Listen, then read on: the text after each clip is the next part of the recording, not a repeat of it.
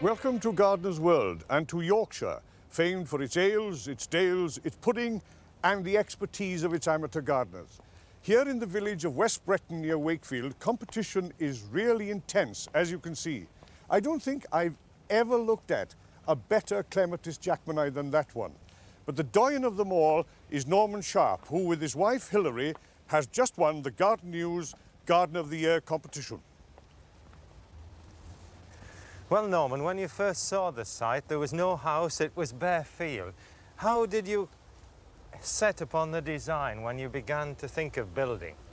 Well, what we wished to do on a piece of land as nice as this, facing south, was to keep the house as far as possible to the back of the site, with as much of the garden in front, taking advantage of the sun and obviously the aspect.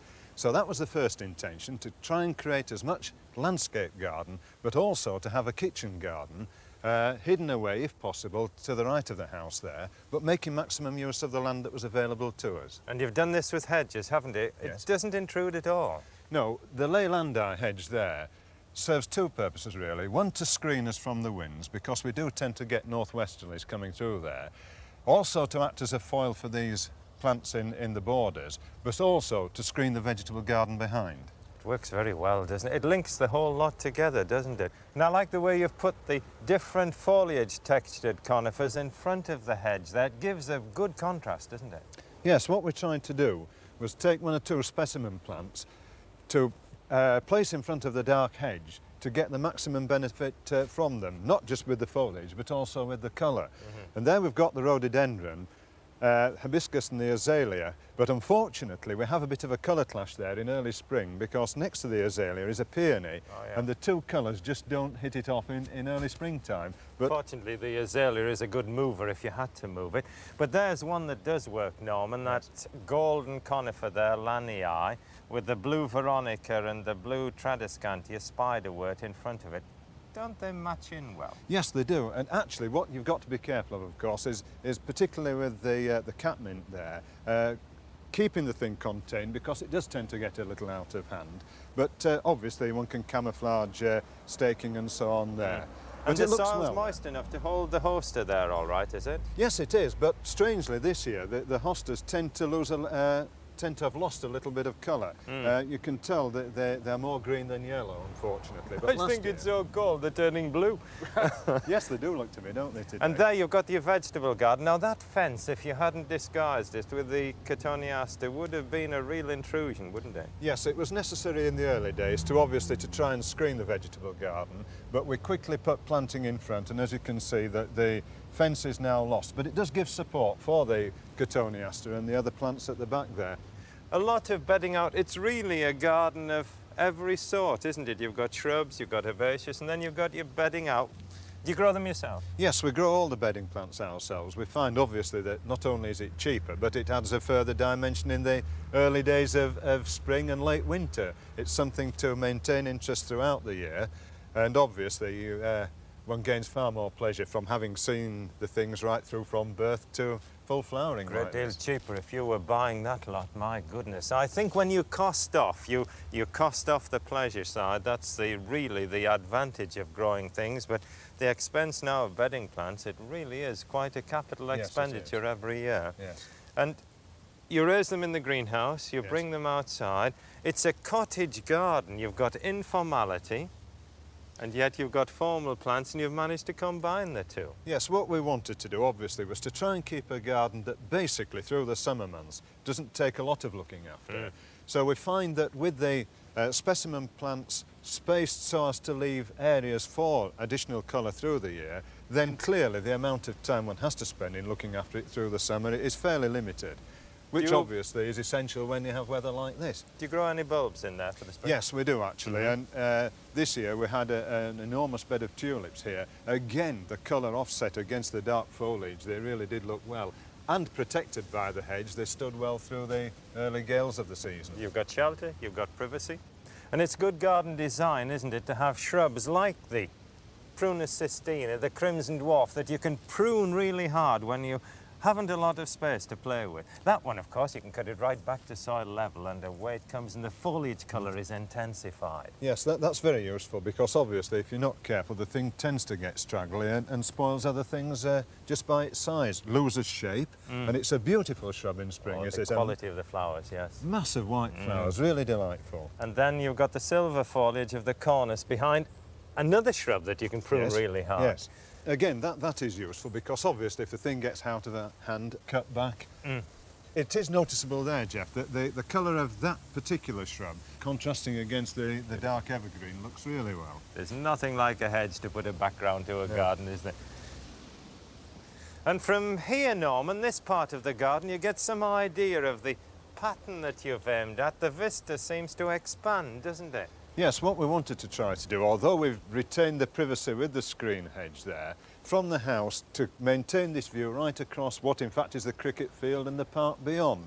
And we've opened out in this wedge-shaped sort of idea, expanding from the smaller pool, the larger pool, through this heather mound and away into the distance. And with that path round, you've got all the year-round maintenance. Yes, it's easy at any time of the year from a hard path to walk round even on a very, very wet day and attend to things that need attention without getting feet dirty and damaging lawns and plants and so on. And doesn't the lawn set it off? Yes, I'm very pleased. It really is beautiful. We have had troubles earlier in the year, but we seem to have got over those now, and the lawn is really greening up and some of the bare patches filling, so I'm very pleased with that. How often do you cut it? Well, I have learnt from this experience that the more often one cuts it, the better, and at the moment I am cutting every day, if it's possible to cut it every day. The whole garden, the design and everything does you credit. Clay is in the vegetable garden with your wife Hilary. I understand Norman was well, not reasonably, but very successful with his sweet peas at the Wakefield show. In other words, he was. best in show, wasn't he? Indeed, yes. Yeah. Am I right in assuming that perhaps you were the sort of sleeping partner in the setup, or? Nope. Oh, no. No. This is probably one area of the garden in which I can be the most help, because I help him with the layering and certainly go around, help take off the tendrils and help him to take them, transport them to shows safely. So you do everything, he doesn't do a thing, really? He does a little bit now and again. Well, how do you choose blooms of show quality? The 4 flowers, definitely. Yes. Can I have a look at that? That's So you're an picking- example. Nice long stem. Long, straight stem, 4 flowers, nicely spaced, clean, undamaged. And large. Better large, Yeah. yes, but the smaller ones can look nice in bowls and vases. Yeah. So if you could have, say, a dozen of these, of this quality, they must, of course, all, well, not all look alike, but be as near alike as possible in order to win the Premier Award. Right? Yes. Yeah. Could I have a look at the veg garden, Hilary? With pleasure. Thank you. Beautiful. I'm impressed with the quality of the vegetables, Hilary, just as high a standard as the beautiful ornamental garden at the front. Thank you. But it's all these sort of funny little coffins. I don't really approve of them, Oh. actually. Norman knows that, but I approve of the produce. Mainly, the produce in the coffins is for show. Ah, And they all have their own special ingredients to bring the soil up to whatever yeah. they So, prefer. what's it all about, Norman? Well, I find that growing the types of vegetables that I like to grow, not just for the quality of the vegetable, but also for showing, Yeah. that by controlling them in each of these boxes, as you call them, I get the best results, and obviously feeding, preparation of the soil and so on Yeah. can be contained within that particular area. So, in actual fact, the soil mix you use will vary, say, from this one which has brassicas in to that one which has carrots in, because carrots, being a root crop, would want more phosphate. That's correct. Yeah. In fact, this one here had shallots in, so to make the best use of the space available through the season, once the shallots have been harvested, I've put those late cabbage in, just to get maximum use of the garden. Yeah. But the carrots, of course, these were planted earlier in the year, and as you can see from the tops, they're very, very healthy looking, and one would hope. Yes, but okay, it's all right bragging about the tops. What have we got underneath, though? Well, we'll take one out and hope that we've got a good one. There we are. Oh, Look. yes. Stump-rooted carrot. I would think almost a show contestant, probably. Well, it's a little bit narrow on the waist there at the moment, but in a week or two that will swell, get an even line all the way down. Yeah.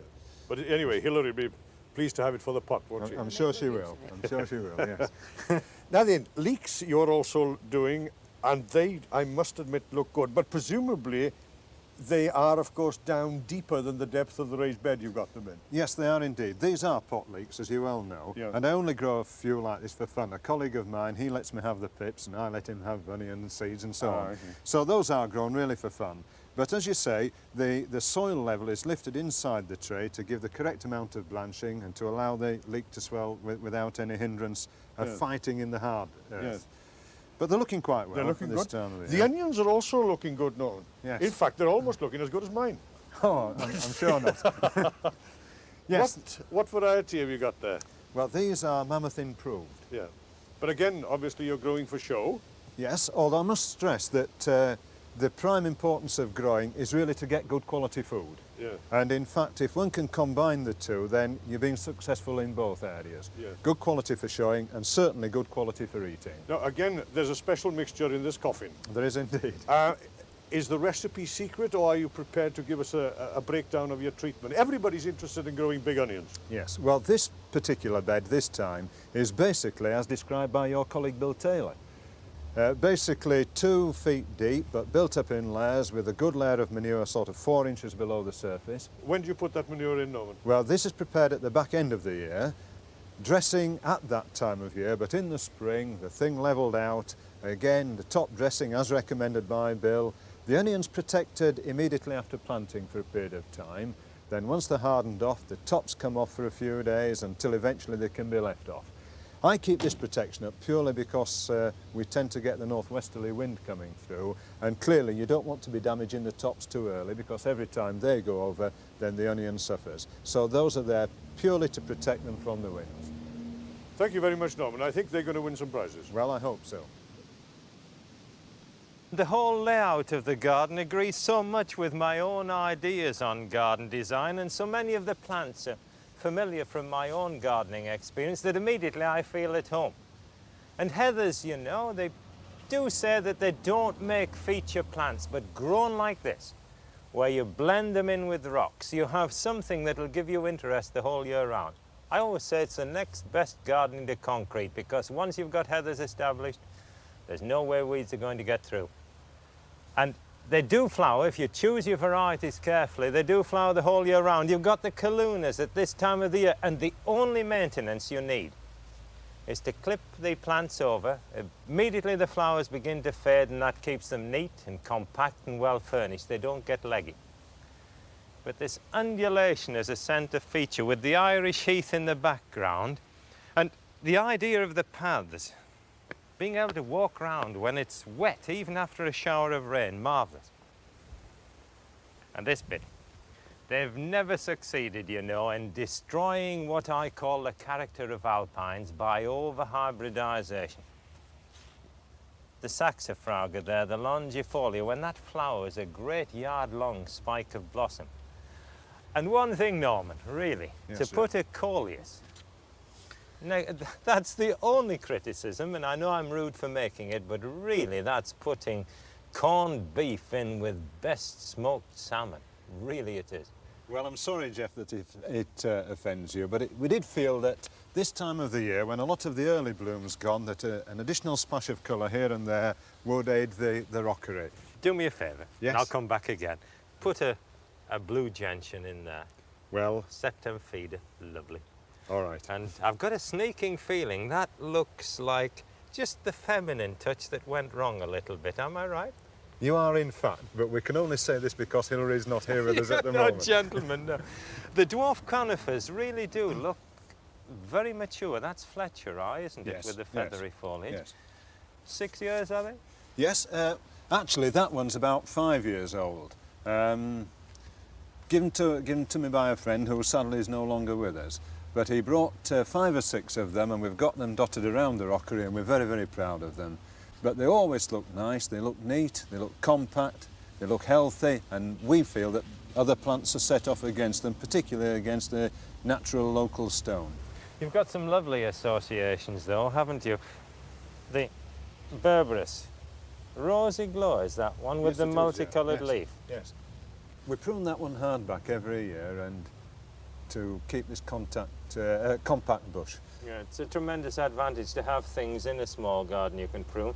And then boulevard. Yes. To call that thing a dwarf conifer really is laughable. How old's that? Well, that one, we've had it about 5 years, and it's literally trebled its height in that period of time, which to some degree is a little bit disappointing because we did feel that it would be more compact, and it is growing away. But it's a beautiful contrast against the other shrubs. That is a combination. Put that in the middle of a garden, all you need is a lawn round it and look at it. Yes, beautiful. Absolutely love it. Yes. But as you go down, Yes. there's all sorts of things. I like our native yews.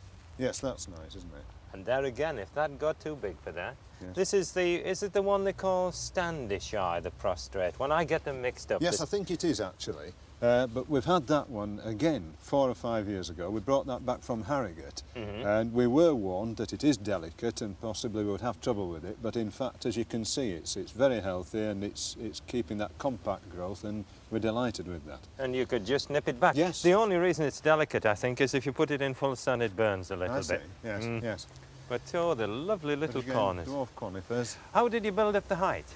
Well, what we did at the back of the rockery here, we've got this curved wall by the drive, and in fact the idea was to elevate to the south and southwest, but also to hide all the builders' rubbish and rubble. And in fact, underneath all these stones is all the material that came out of the house, the old brick bats, blocks, plaster and this kind of thing, built with rocks and soil, and now we have this, we think, delightful rockery on top of that. 2 jobs in one. You've given the alpines the drainage they need and Yes, got yes. rid of a whole lot of rubbish. Yes. And I would never have thought of planting a yucca, particularly that one, the big one, Gloriosa, is it, in a rock garden, and yet it fits. Absolutely it fits there, doesn't it? It does indeed, although I must be honest, we have thought on occasions that perhaps we should move it, but people seem to like it there, it seems to fit there, it comfortably sits there. The darker foliage against these dwarf conifers in front, so we've decided to leave it. Behind the house is a comparatively small area that exemplifies the whole sequence of good gardening. First is the greenhouse, which has in it at the moment tomato plants, it has pot plants obviously for the house, and it has cuttings being struck in the frame. But earlier on, you see, this would have had seedlings coming on from seed sown in trays. This would be about March or April.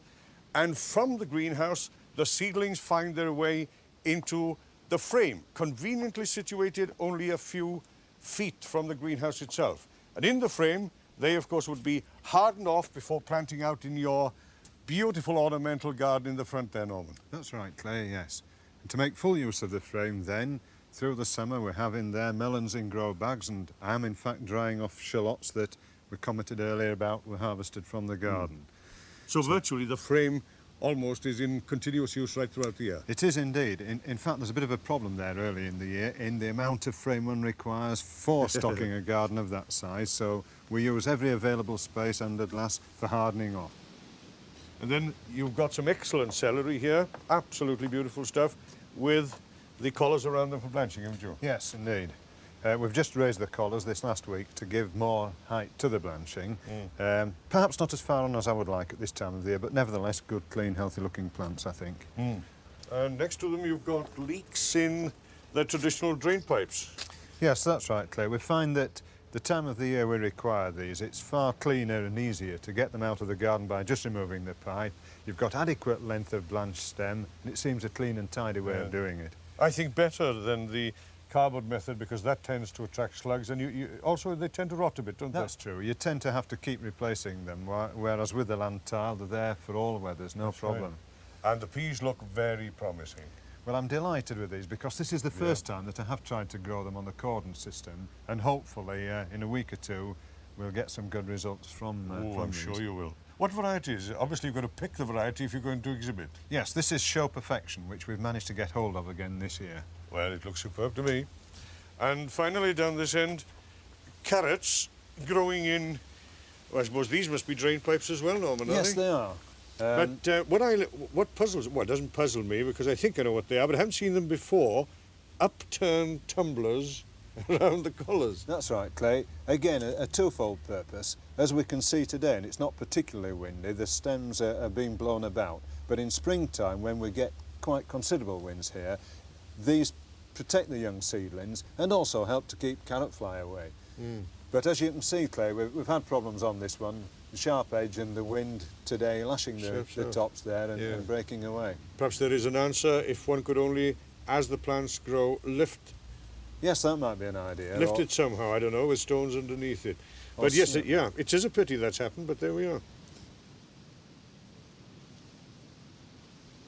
Bottom end of the garden here, we've got the Brussels sprouts, shielded a little bit by the fence, but as you can see, getting a little bit knocked about today. Then we've got this wonderful cabbage market topper. You can see how that's hearting up now.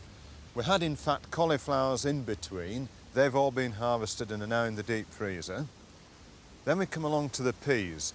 3 different varieties, Hearst Green Shaft, Geoff and Show Perfection. We grow so many in order that we can in fact deep freeze and keep ourselves supplied through the winter months as well as eating fresh off the haulm. Here we've got broad beans, bit of a problem this year actually with either bean thrip or chocolate spot, I'm not quite sure which it is, but still a fairly good crop of beans. Kohlrabi, little bit disappointing. At this time last year, we were in fact eating them, so you can see these are a little late this season, although planted out at the same time. Dwarf French beans, they're looking healthy, should be ready in a week or 2 now.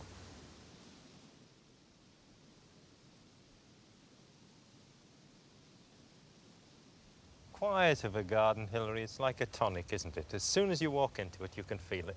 Absolutely. It's a wonderful hobby. It really is.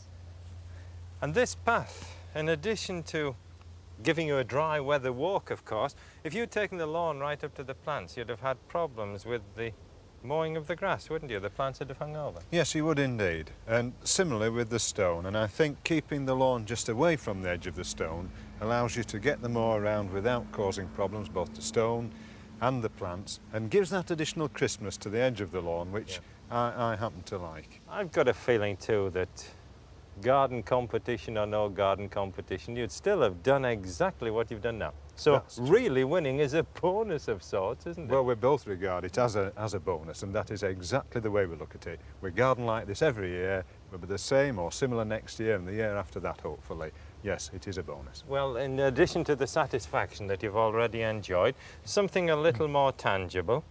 But you've got the big prize, of course, a fortnight in America. Yes, yes, look that's forward true. to that. That should give you a lot of ideas. I'd love to see the garden in 2 years when you come back with your American experience.